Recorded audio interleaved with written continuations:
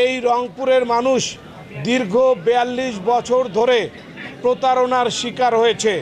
যে বাংলাদেশ জাতীয়তাবাদী দলের ভারপ্রাপ্ত চেয়ারম্যান এবং জাতীয় স্থায়ী কমিটি আমাকে রংপুর ৩ আসনের জন্য মনোনয়ন দিয়েছে। আমার বিশ্বাস, আমার দল, আমার নেতা তারেক রহমান উনি মনে করেছেন রংপুরের মানুষের ভাগ্যের পরিবর্তনের জন্য, রংপুরের উন্নয়নের জন্য উনি মনে করেছেন যে আমাকে দিয়েই সেটা সম্ভব হবে। সেই কারণেই আমি বাংলাদেশ জাতীয়তাবাদী দলের সকল নেতা কর্মীকে ঐক্যবদ্ধ করে আজকে মনোনয়নপত্র জমা প্রদান করলাম।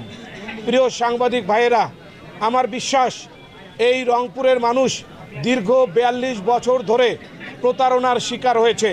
রংপুরে কোনো উন্নয়ন হয় নাই, রংপুরের কোনো রাস্তাঘাটের পরিবর্তন হয় নাই, রংপুর মেডিকেল কলেজে আজকে রোগীরা চিকিৎসা পায় না, রংপুরের শ্যামা সুন্দরী খাল আজকে মশার গর্ত হিসাবে পরিচিত হয়েছে।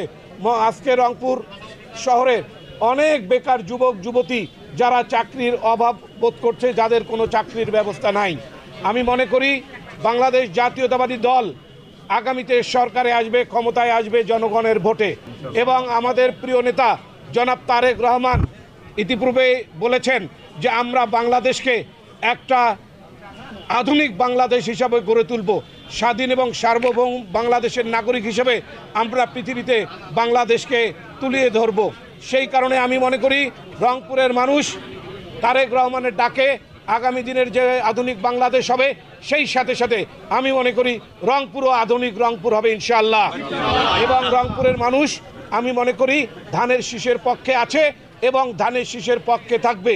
অতীতে যারা রংপুরের মানুষের সাথে প্রতারণা করেছে, ভোট নিয়েছে, সরকারের কাছে টাকা নিয়েছে, দুর্নীতি করেছে, বিদেশে ঘরবাড়ি করেছে, তাদেরকে আর রংপুরের মানুষ কোনোভাবেই গ্রহণ করবে ইনশাআল্লাহ।